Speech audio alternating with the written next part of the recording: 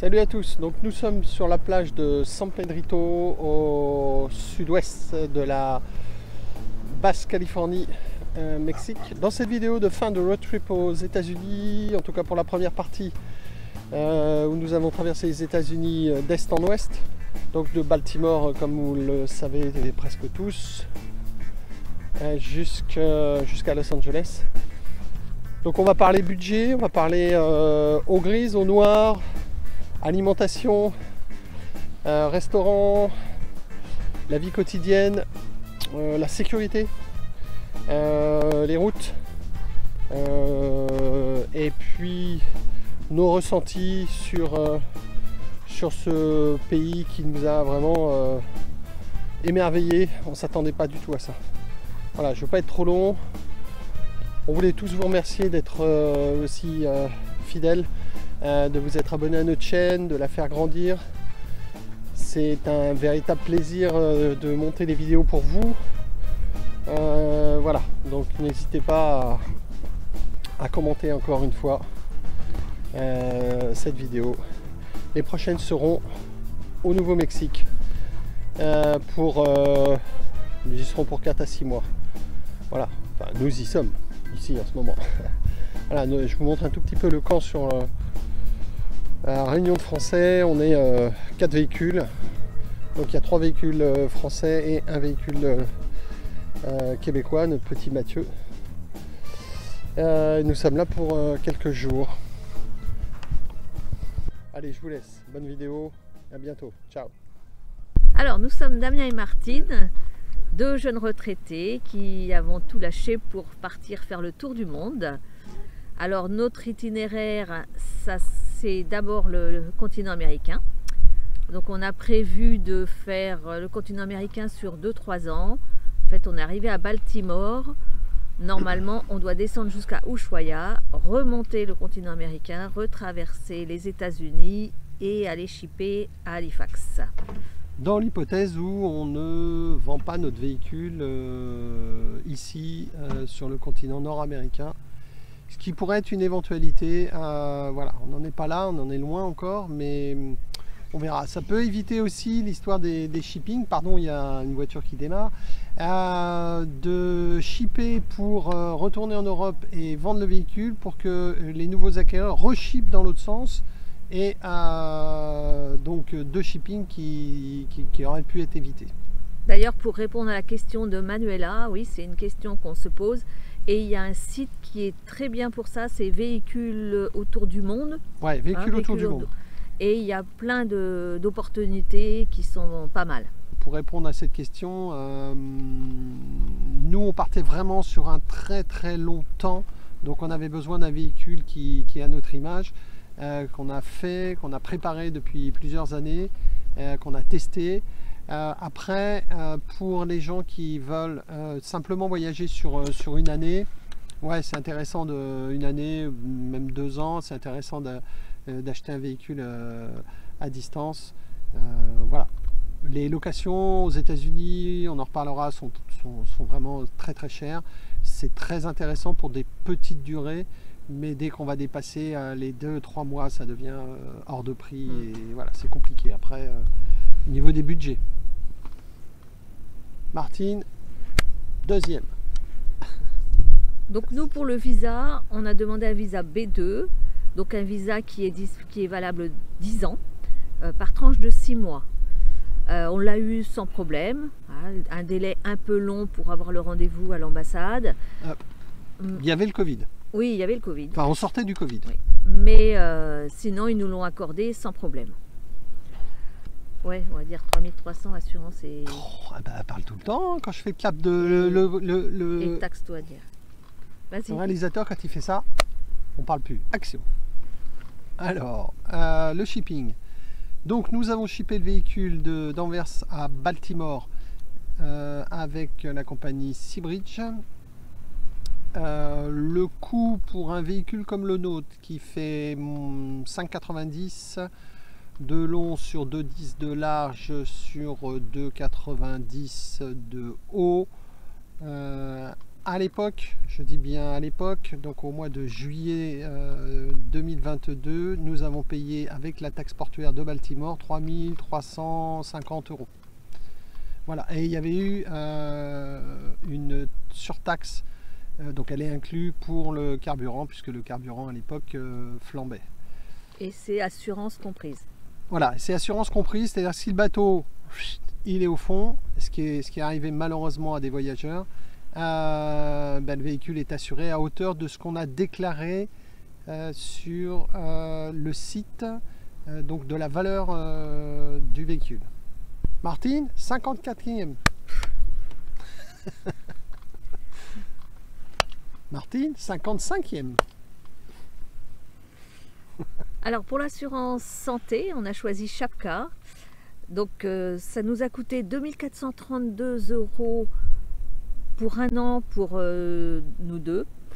En fait, quand il y a une surprime pour la partie Canada, États-Unis, puisque les frais de santé sont beaucoup plus chers. Alors on a pris sur un an parce qu'on ne savait pas si on allait rester 6 mois aux États-Unis, sortir un mois et re-rentrer tout de suite après aux États-Unis. Et dans ces cas-là, ça nous aurait coûté moins cher de prendre un an que de faire deux fois 6 mois aux États-Unis. Donc du coup, on a pris tout de suite un an aux États-Unis. Voilà. Donc là, maintenant qu'on est, la prochaine cotisation qu'on aura sera moins chère pour nous. Ouais. Juste petite précision, j'ai eu un petit problème pas méchant au pied, donc on a contacté Chapka. On voulait savoir s'ils avaient des médecins conventionnés aux États-Unis pour être redirigés vers eux et que la consultation soit prise complètement en charge. Et en fait, ce qui est assez génial avec Chapka, c'est que j'ai pu avoir une consultation à distance par un médecin français qui a trouvé sans aucun souci. Alors on devait envoyer des photos de mon pied et envoyer un petit descriptif de ce qui s'était passé, depuis combien de temps ça durait. Le médecin, on a eu un rendez-vous le lendemain et par visioconférence, et elle m'a demandé d'acheter une petite pommade, et en quelques jours c'était réglé. Donc ça, Chapka, vraiment top pour ça, on est super content, et on nous assiste sans problème. Elle a bien insisté, dès que vous avez un souci, n'hésitez pas, une téléconsultation et on vous prendra en charge. Et ça, c'est vraiment top. Merci Chapka. Et puis l'avantage, c'est que du coup, c'était en français, donc on ne parle pas couramment anglais, ouais. Donc c'était quand même un gros avantage. Ah, moi si, mais... You speak English very well. You speak English very well, mais juste sous la torture pour l'instant. Non, mais je progresse. Yes. Alors, restons sur les assurances. Donc, nous avons pour le véhicule choisi l'assurance progressive. Pas mal de voyageurs l'utilisent.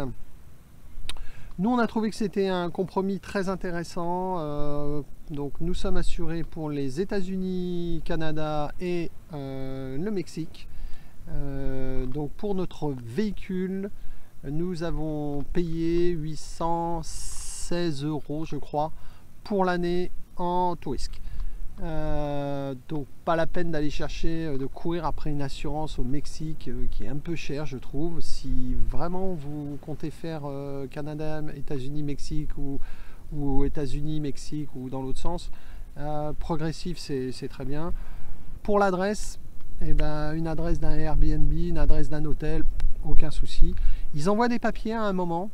Ils vous disent voilà, on va faire déposer les papiers par DHL ou autre, et ils vous renvoient un mail en vous disant on n'a pas pu, vous n'avez pas réceptionné vos papiers, c'est pas grave, vous êtes quand même assuré sans aucun souci. Le contrat en fait, comme en France.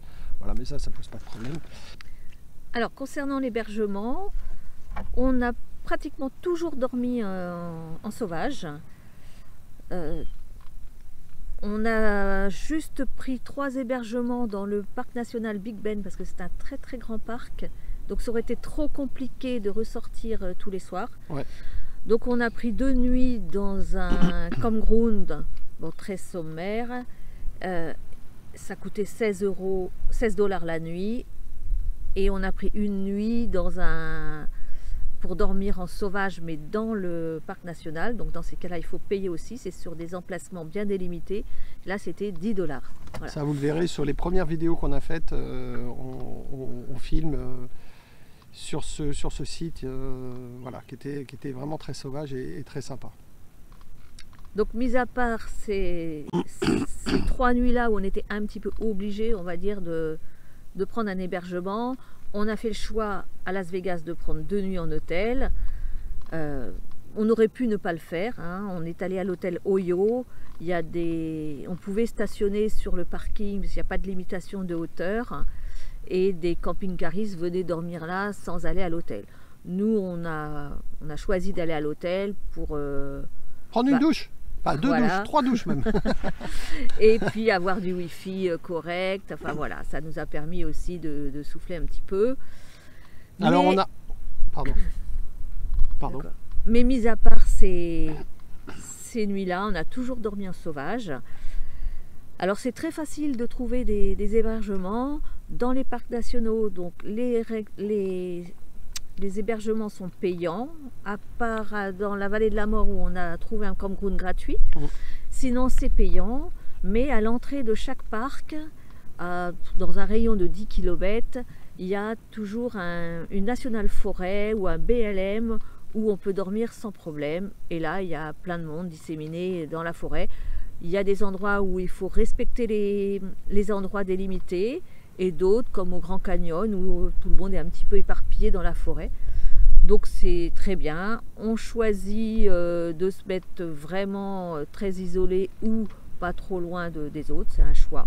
Voilà. Nous, on a toujours dormi quand même à proximité d'autres véhicules, en tout cas pas collés, mais où on voyait des véhicules au loin. Il n'y a que 2 fois, je crois, où on a dormi vraiment très très isolé, où il n'y avait vraiment personne. Enfin, quand il y a beaucoup de véhicules, c'est 1 ou 2. Hein. Oui, encore, voilà. Non, mais voilà, il y avait toujours au moins 1 ou 2 personnes dans un rayon de 100 mètres. Ouais. C'est pas forcément un choix, c'est parce que l'endroit nous plaisait et voilà, il y avait une personne qui était là. Parfois, vous arrivez, il y a une toile de tente qui est posée où il y a des chaises, un coleman, des choses comme ça qui sont là. Les gens sont partis visiter et personne ne touche à rien. Vous vous mettez pas collé et ça se pose aucun problème. De toute façon, aux États-Unis, il n'y a pas d'insécurité. Je vais en parler après. Alors les BLM, il y a des endroits qui sont bien structurés avec toilettes, barbecue, chaises, tables, enfin bancs et tables. D'autres qui sont plus sommaires, mais voilà, c'est très sympa. Même aussi pergola, hein. On est protégé du soleil. Non, c'est bien fait, c'est très très bien fait. C'est super propre. Les toilettes chimiques, pas de toilettes sèches, mais nettoyées, je ne vais pas dire tous les jours, mais très très souvent, elles sont nickel. On se servait beaucoup de l'application eOverlander pour trouver les spots.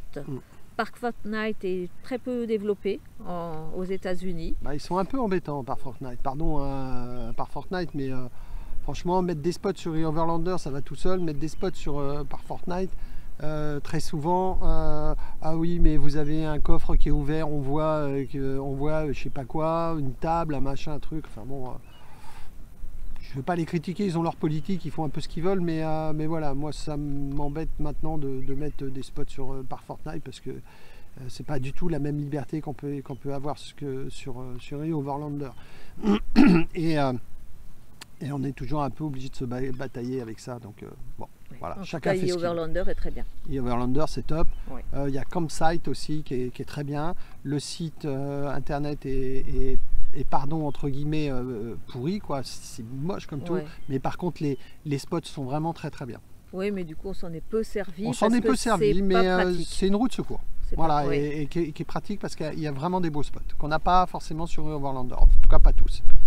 Et au niveau des villes, alors la solution de facilité, c'est d'aller sur les parkings de Walmart, qui est une grande chaîne de magasins. La plus grande chaîne de magasins aux États-Unis. Et qui permet pratiquement partout qu'on dorme sur les parkings. Il y a du Wi-Fi en plus, donc c'est pratique. Sauf à Houston. À Houston, il y a pas mal de Walmart, mais tous les Walmart sont interdits. Alors, ils sont situés dans une zone commerciale. Si vous êtes obligé, si vous allez à Houston, mais vous n'allez pas en RV Park, Vous vous stationnez juste sur le parking d'à côté d'une autre boutique, peu importe, et il n'y a absolument aucun problème. Oui, on l'a fait plusieurs fois et ça pose Aucun pas de problème. Hein. Sinon, on a dormi aussi plusieurs fois sur des parkings de casino, sur des parkings de police. Ouais, sur des parkings de commissariat. Nous avons dormi, je crois, 2 fois. Ouais. Ouais, 2 ou 3 fois, je sais plus. Et ah oui, on a dormi sur le parking d'un tribunal aussi. Le lendemain matin, on était entouré de bagnoles. C'était assez rigolo. Voilà, sur un des parkings, d'un shérif, on est allé demander. Il était assez tard.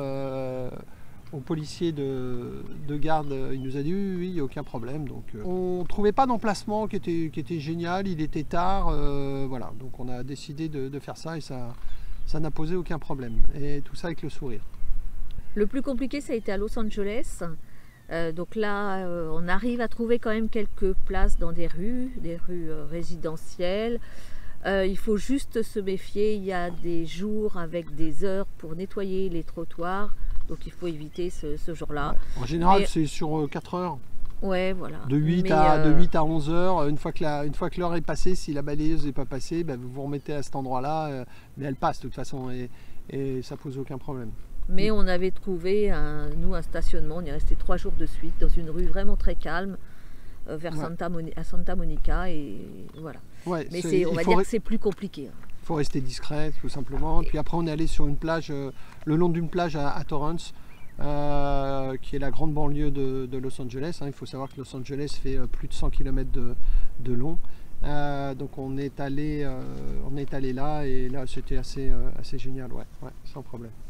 Et on était au bord de la mer, on avait des toilettes pour vider, on pouvait prendre une douche sur la plage, et il y avait de très très beaux lifeguards. Elle a adoré. C'est pour ça qu'on est resté. Moi je voulais partir. Non, pars pas, on reste là. Il est encore. Ils étaient là que le week-end. Hein. Je vais me noyer. Ouais. Enfin, elle n'a même pas mis les pieds dans l'eau. Hein. Il risque rien de la garde. Hein. Donc les ravitaillements en eau aux États-Unis ne posent aucun problème. On va trouver ça dans les stations-service. 80% des stations-service ont de l'eau disponible, toujours un robinet sur le côté, faut aller chercher, hein, derrière, sur le côté, mais presque toujours sur le bâtiment. Il y en a quelques-uns qui sont à l'extérieur, mais c'est assez rare. Voilà, faut chercher. Au début, on s'est dit on va demander, ou on va prendre du kérosène. On essaye de prendre du gasoil quand on en a besoin, et on prend de l'eau. Mais ça nous est arrivé très souvent de ne pas demander et de prendre l'eau. Voilà, ça pose absolument aucun problème. Personne ne sort vous insulter ou vous demander de partir. Voilà. Donc aucun problème pour avoir de l'eau. Quand on va dans les parcs nationaux, il vaut mieux avoir sa réserve d'eau pleine, mais cela dit, il y a toujours des fontaines ou quelques robinets, donc au bidon, on peut aller remplir sa cuve avec de l'eau sans souci. La filtrer, honnêtement non, ça sert à rien. Nous on trouve, on a eu une fois, alors vraiment une fois on l'a filtré parce qu'on a demandé à la pompiste, elle nous a dit écoutez, c'était en Louisiane, écoutez, l'eau est jaune ici, nous on la boit pas, elle est potable mais on la boit pas, donc voilà, donc je l'ai filtré avec un filtre maison, je vous montrerai quand on fera la description du véhicule. Mais c'est tout. Hein. Alors, nous, dans la cuve, on a une cuve de 100 litres d'eau et on utilise une plaquette de ion d'argent qui n'est pas très grosse. Hein. Pareil, c'est un produit que je montrerai. C'est top. Franchement, ça tue la totalité des bactéries, de n'importe quoi. Enfin, ça tue tout, quoi. C'est ultra efficace, c'est tout petit. Une plaquette coûte, je crois, une vingtaine d'euros, et t'as changé tous les 1 an ou tous les 17 500 litres, donc 17,5 mètres cubes. Il y a largement de quoi faire, et ça c'est vraiment bien, c'est une sécurité supplémentaire. Mais aux États-Unis, pas de souci, Bon, pour boire, on avait quand même des bidons. On avait acheté des bidons justement en Louisiane d'eau pour boire. Et du coup, après, on les remplissait au robinet qu'on trouvait. Et on n'a jamais après repayé d'eau pour boire.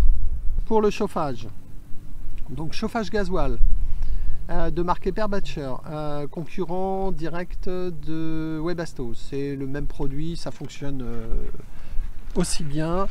On a juste rajouté en plus une petite sonde, puisqu'on va monter en altitude assez haut pour que le chauffage reste performant jusqu'à 4000 mètres d'altitude.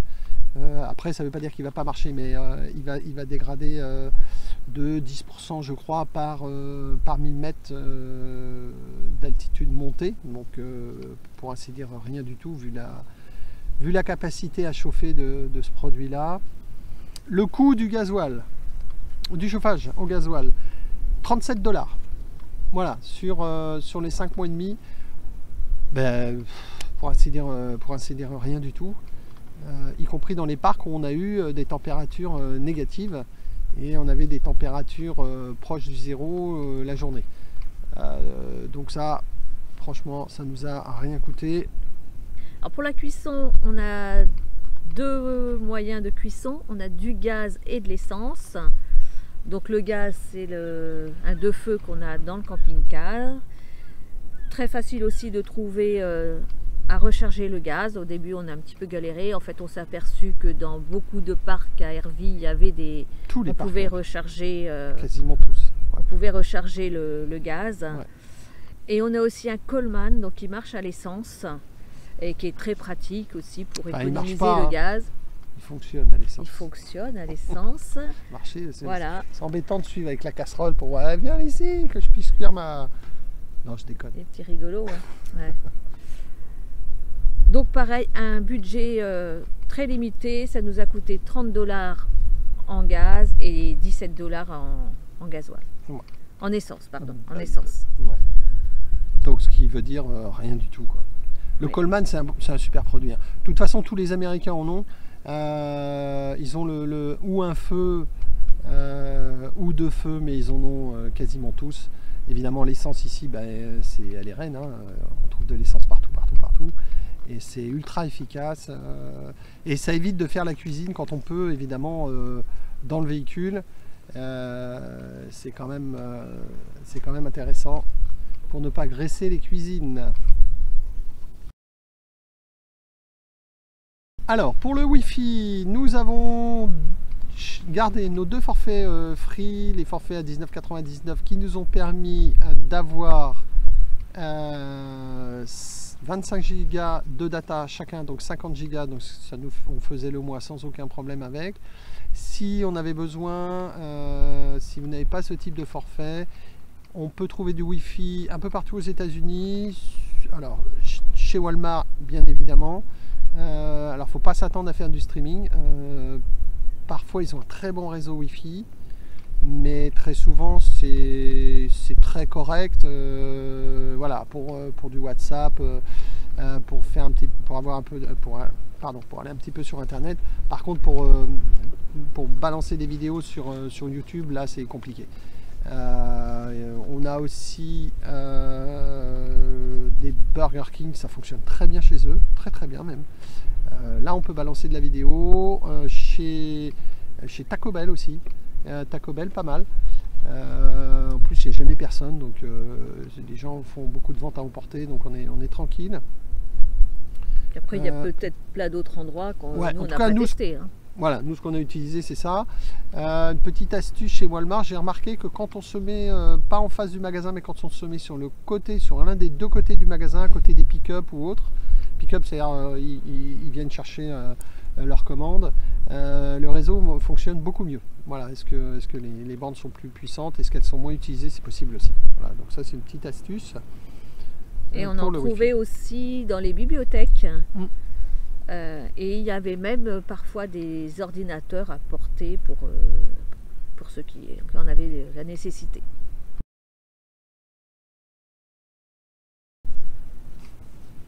Alors pour l'alimentation, on allait très peu au resto parce que c'est quand même très cher.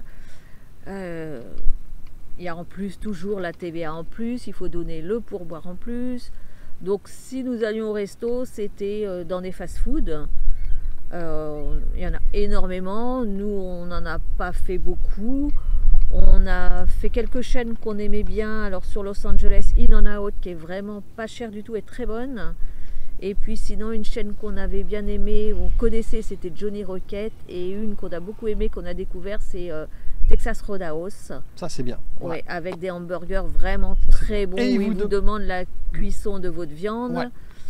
Ils vous amènent un tableau en fait, des différentes cuissons de viande. Donc on voit la viande coupée en deux, et on voit la cuisson donc super cuite, machin, jusqu'à bleu. Donc bleu pour eux c'est rare. Mais c'est bleu. T'as pas l'accent, hein. Ouais, j'ai pas l'accent, et puis c'était pas bleu non plus. Et puis le tableau, c'est parce que nous, on comprenait pas ce qu'ils nous disaient. Si les gens savent parler couramment, ça ne pose aucun problème. Mais pourquoi est-ce que j'ai dit ça? je spécifie. Ok, en fait, dans les Texas Roadhouse, ils ont fait un tableau pour les 2 Français qui sont venus. Hein. Ils l'ont donné à personne d'autre. Hein. Voilà. Elle est fatigante. Hein. Bref, reprenons. Voilà, donc sinon au niveau des courses, on trouve de tout, il n'y a pas de problème. Par contre, c'est plus cher que chez nous dans l'ensemble. Hein.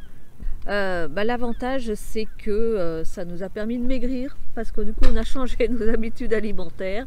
On ne faisait pas à chaque repas, comme en France, entrée, plat, fromage, dessert. Voilà. On limitait, donc on a maigri. Donc c'est pas plus mal. Voilà. Mais c'est pas forcément parce que c'est très cher et qu'on pouvait pas se nourrir. Hein. Ça a été aussi un choix. Hein. Mais on a réduit effectivement. En fait, on cuisine moins. Donc quand on cuisine moins, on est parti sur beaucoup plus de légumes. Beaucoup plus de crudité, parce que c'était facile. Voilà, ouais. Et c'est plus facile à cuisiner. On y passe moins de temps. Alors c'est bien de cuisiner. Hein. Moi, je suis dingue de cuisine, mais voilà, là ça nous a permis de perdre pas mal de kilos, et ça c'est quand même quelque chose de positif. Donc on peut perdre des kilos aux États-Unis. Voilà, il suffit de pas jeter sur les fast-food tous les jours. Alors on le faisait essentiellement nos cours dans les Walmart, parce que justement comme on allait parfois y dormir sur les parkings, c'était la solution de facilité. Mais sinon...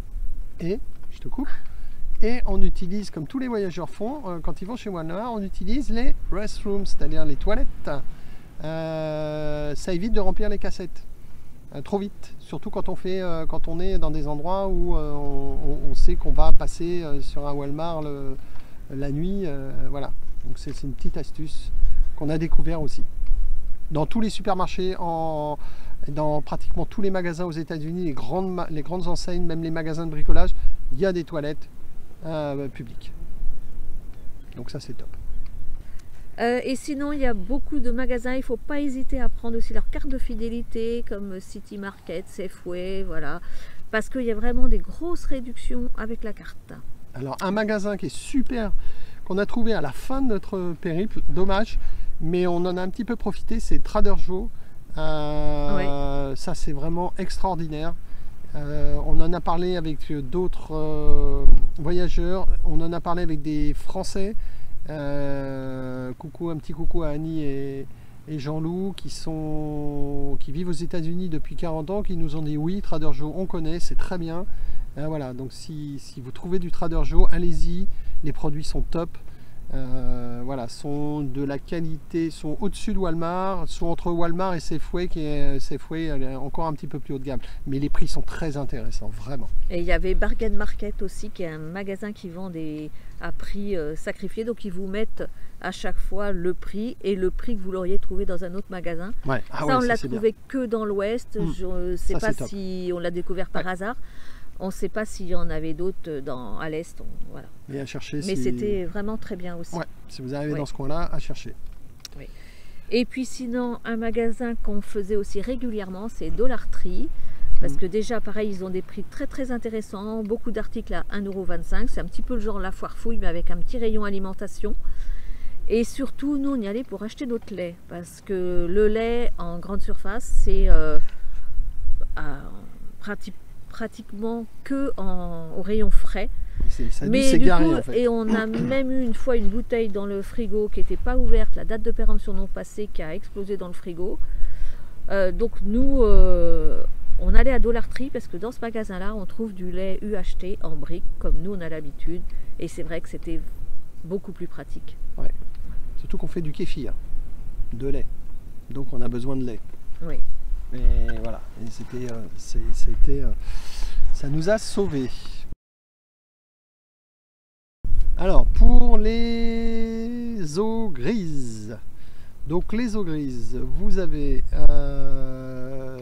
des stations, des dumps où vous allez pouvoir vidanger. Souvent elles sont payantes, surtout dans les BLM. Vous avez, mais on en a trouvé à la Vallée de la Mort qui était gratuite, une qui était gratuite. Vous avez de l'eau potable. Très souvent, vous avez deux types d'eau. Vous avez l'eau potable, donc vous pouvez remplir vos bouteilles, et vous avez un autre tuyau rouge qui est l'eau non potable qui sert, si vous n'utilisez pas l'eau de votre cuve, en tout cas pour boire. Qui sert à remplir les cuves. Après, si vous avez des filtrations ou alors comme nous des plaquettes d'argent, ça pose pas de problème, vous pouvez sans problème, ou un berquet, hein, les gens qui ont des berquets, nous on en a un, on ne l'a pas encore mis en route parce qu'on n'a pas eu besoin pour l'instant, mais les gens qui ont des berquets, on peut utiliser cette eau là sans souci. Pour les eaux noires, très facile à vidanger. On utilisait principalement les toilettes publiques dans les parcs, dans les aires, dans les stationnements pique-nique et autres. Très souvent, il y a un toilette publique. Donc là, on peut vider nos eaux noires. Sans dans les souci. BLM. Ouais, dans les BLM, les parcs nationaux. Voilà. Donc les eaux noires, ça pose pas de problème. Bon, nous on n'utilise aucun produit chimique, hein. Les produits bleus on a proscrit depuis longtemps. On utilise du vinaigre blanc, du bicarbonate de soude, non alimentaire quand on en trouve, et puis de la bouillie bordelaise qu'on a ramenée de France. Impossible à en trouver aux États-Unis. Ils comprennent pas, ils savent pas ce que c'est. Ils ne traitent pas avec ça, a priori, en tout cas dans les magasins qui vendent des produits pour les plantes ou des plantes et autres, ils ne traitent pas. Donc on en a, ils n'en ont pas. Donc on l'a ramené de France. Ça marche très très bien. Alors sans la bouillie bordelaise, ça marche aussi, hein. Le vinaigre blanc, le bicar, impeccable. Et puis voilà, donc ça ne pollue pas. La bouillie bordelaise, on met 15 grammes pour une cassette de 20 litres. Ouais. Donc ça, c'est pratique. Et d'ailleurs, on vidangeait souvent aussi nos eaux grises avec un seau qu'on mettait aussi dans ces toilettes. Ouais, voilà, c'est ça. On en profitait, un seau, on ouvre, on met dans les toilettes, personne ne dit rien. Voilà, c'est très propre. Alors, concernant l'itinéraire, on a changé dès le début notre parcours qui était prévu, puisqu'on avait prévu de partir sur Chicago, rejoindre le parc des glaciers et de redescendre sur les parcs nationaux de l'Ouest. Et comme le bateau a eu du retard, on a changé notre programme. On est parti directement sur Nashville, on est descendu le long du Mississippi, on a longé le bas du Texas pour rejoindre après les parcs de l'Ouest américain. Et en fait, on est très content de l'avoir fait dans ce sens-là. Et l'avantage aussi, c'est que dans le périple, il faut tenir compte des périodes d'ouragans, de tornades. Donc tout le sud des États-Unis est sujet aux ouragans entre, on va dire, début septembre et novembre à peu près. Et du coup, on l'a fait au mois d'août, c'était très bien, c'était pas voulu au départ, mais c'est bien tombé. Et d'ailleurs, petit aparté, on s'est inscrit sur le site Ariane, sur un site gouvernemental français. Le site du ministère des Affaires étrangères. Oui, et qui du coup répertorie un petit peu les Français qui sont disséminés dans le monde et qui nous envoie en fonction de notre localisation des alertes. Donc là, on avait reçu plein d'alertes sur les cyclones aux États-Unis au moment où on y était. et qui peuvent aussi nous renseigner ou nous donner des alertes en fonction de la situation sanitaire ou de la situation géopolitique des pays. Voilà, ça c'était le petit aparté. Ouais. Alors moi je rajoute un petit truc, c'est que actuellement on est au Mexique. On avait regardé avant de partir, ou quand on était aux États-Unis, sur le Mexique, sur le site d'Ariane. Et en fait, quasiment la totalité du Mexique est en orange ou en rouge, c'est-à-dire très dangereux et dangereux. Franchement, pour l'instant, on est en Basse-Californie, il ne se passe absolument rien. On est hyper tranquille, les Mexicains sont adorables. Et on a rencontré des gens, des voyageurs, donc en l'occurrence Titou Aventure, donc Sandra et Greg et Lola et Cédric avec leurs 2 enfants. Ils ont passé plusieurs mois au Mexique, vraiment là nous on est sur la péninsule, hein, donc vraiment au Mexique, et ils ont, y compris dans le Chiapas, ils ont eu absolument aucun problème, aucune insécurité. Alors, je pense qu'ils noircissent un peu le tableau pour nous faire peur, mais pour l'instant on en rendra compte régulièrement dans les vidéos, mais pour l'instant il se passe absolument rien et on nous a rien signalé. Les gens qui étaient, alors on a des voyageurs qui étaient, c'était Cédric et Lola qui étaient dans la ville à Mazatlan, je crois. Non, c'était pas Mazatlan, c'est l'autre petite ville. Si, c'était à Mazatlan. Si, c'était à Mazatlan, ouais. Quand le fils d'El Chapo s'est fait arrêter, où il y a eu des émeutes, mais eux, ils n'ont eu aucun problème, franchement. Ils étaient en dehors de la ville, et même voilà, ils étaient protégés. Enfin, ils ont rien senti d'extraordinaire. Donc ça, c'était un petit aparté. Exactement. Sinon, concernant le circuit pour les parcs de l'Ouest américain, nous on est très contents de l'avoir fait. On est arrivé en fait au Grand Canyon et on a fait dans le sens inverse des aiguilles du monde, c'est-à-dire qu'on est parti vers l'est de l'Utah, on est remonté vers Arches pour ensuite redescendre vers Bryce Canyon, et on était très contents puisqu'en fait le parc qu'on a préféré c'est Bryce Canyon, donc on était content de finir par ce parc là. Il n'y a eu que Zion derrière, voilà. Et oui, on les a tous aimés. On a eu quelques préférences, donc Bryce Canyon en numéro 1 à l'unanimité, mais sinon on a beaucoup aimé Monument de Valley, on a aimé Arches, la partie Needles de Canyonland. Ouais. Voilà, enfin, tout est beau. Et... Alors, dans les parcs, il y avait, dans les non-parcs, Valley of the Gods, ça c'est absolument magnifique. Valley of the Fire aussi. Valley of the Fire, très très belle surprise, tout petit parc mais absolument magique. Muley Point, juste en sortant de... Donc ça vous l'avez sur nos vidéos, juste en sortant de Valley of the God, on est confronté à un mur, on a l'impression qu'il n'y a pas de route. Il y a une route qui monte, enfin c'est une route, c'est un chemin qui monte. On peut monter avec n'importe quelle voiture, hein, c'est pas le problème. Et on arrive sur un point qui s'appelle Muley Point, ça c'est absolument magique. Je crois que c'est l'un des plus... moi je le classerais dans les 3 plus beaux spots qu'on a fait depuis notre départ. Donc à retenir Muley Point, vraiment à ne pas rater, vous pouvez passer plusieurs jours là-bas. C'est absolument magique, vous prenez de la hauteur, on a Monument de Valley au fond. Ben voilà, allez voir sur nos vidéos, vous verrez, c'est magique.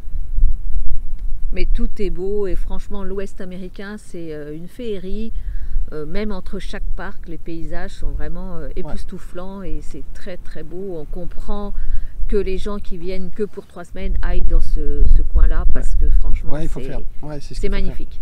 Mais on est, bon, nous qui avons fait énormément de routes, hein, on a fait 14 500 km. Pas vous dire qu'à chaque virage c'était une surprise, mais on en a pris plein les yeux, même dans des endroits, même sur des routes qui nous permettaient d'aller ailleurs, dans un autre parc, dans un autre endroit, dans une autre ville. On a vu des choses absolument fantastiques, on a fait des pistes magnifiques. Les États-Unis, c'est vraiment très très très très beau.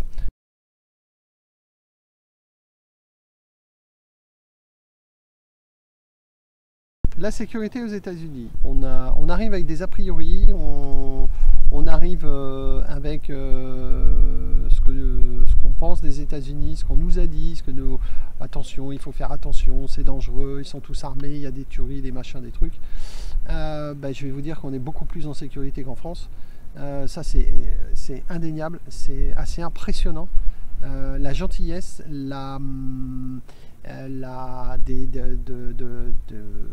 des forces de l'ordre, des gens.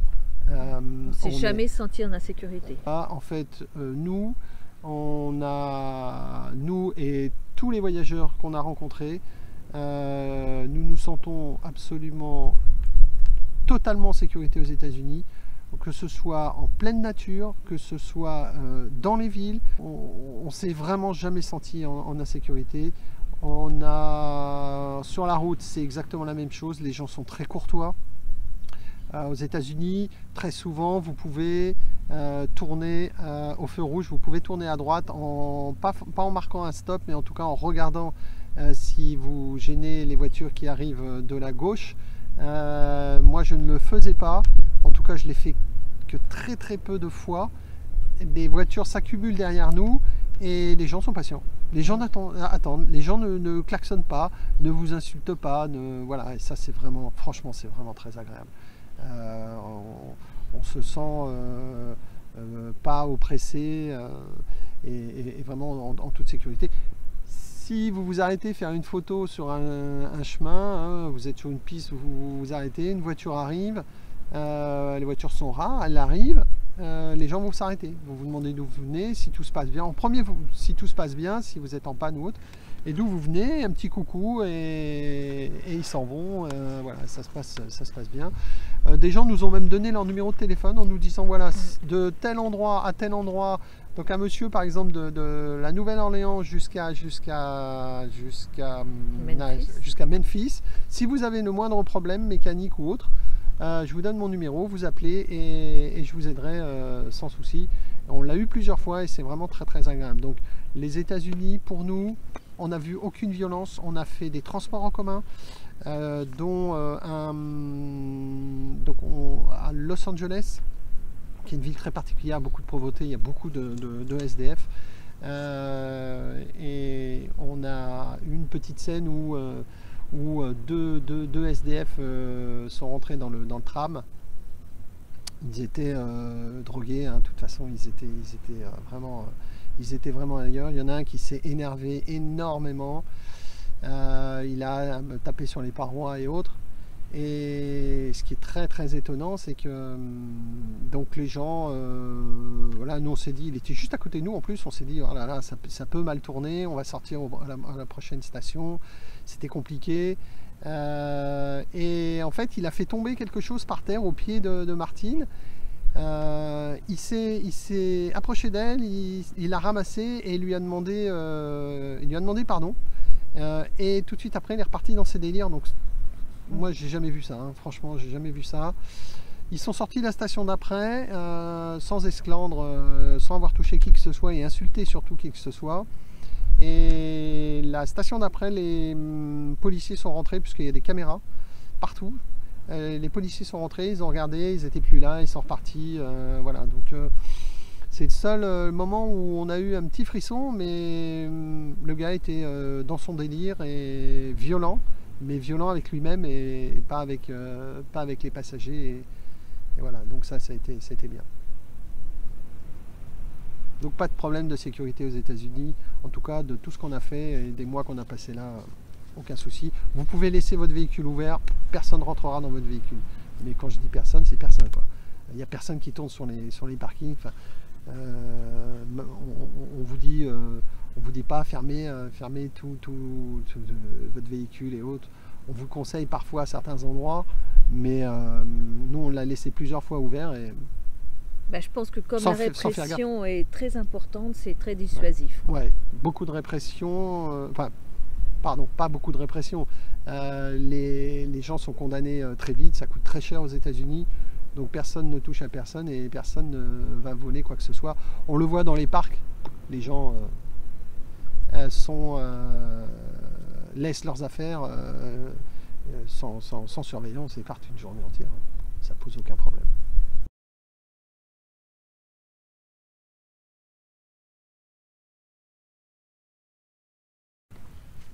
Conclusion. Donc en budget global, on a dépensé pratiquement 7500 € en 137 jours. J'ai ramené ça en jours puisqu'en fait on est venu 6 mois, mais le premier mois on l'a passé en Airbnb, donc je ne l'ai pas compté, c'est vraiment hors, suivant les personnes, si elles arrivent vraiment à l'avance ou pas. Et j'ai décompté aussi les 3 semaines qu'on est rentré en France pour Noël. Donc ça nous faisait 137 jours au total.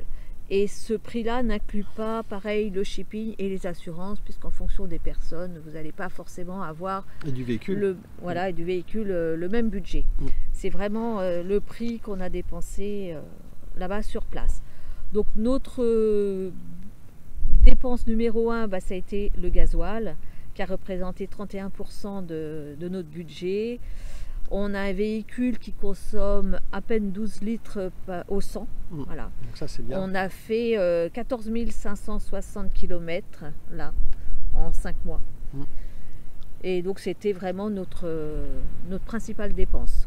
Sachant, stop, je te coupe, mais sachant que le prix du gasoil, donc c'est au gallon.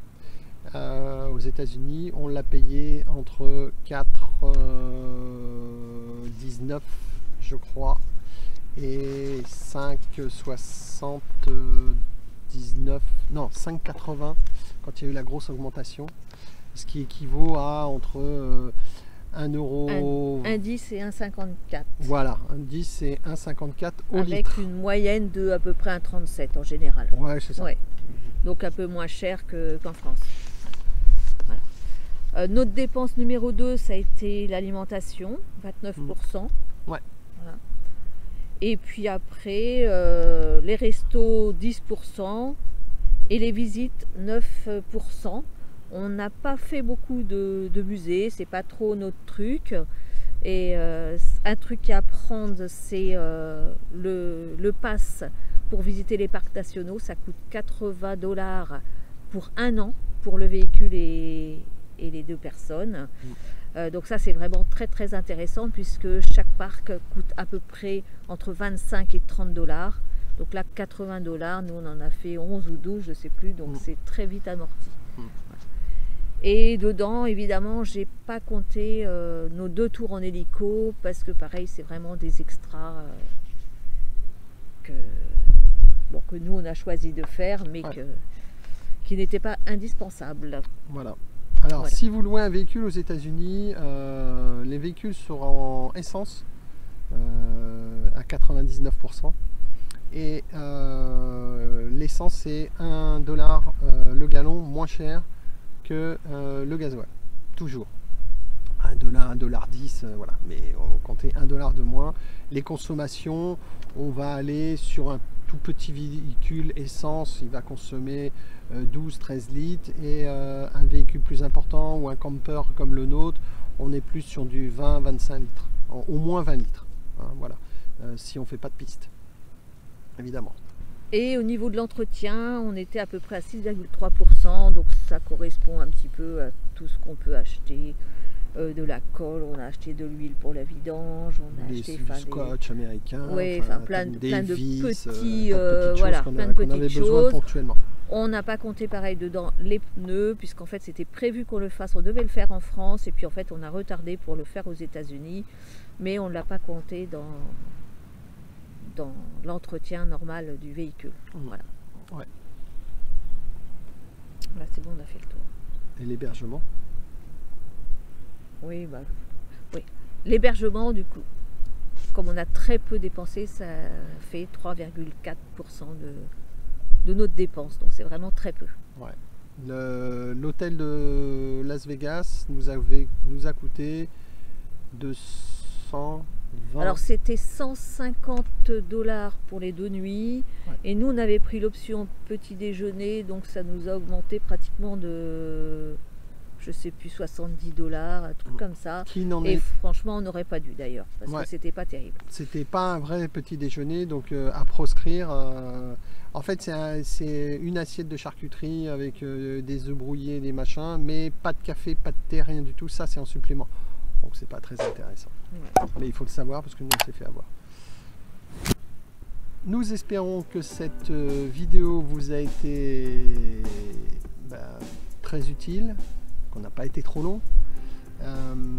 Si vous avez d'autres questions, n'hésitez pas dans les commentaires à nous en faire part.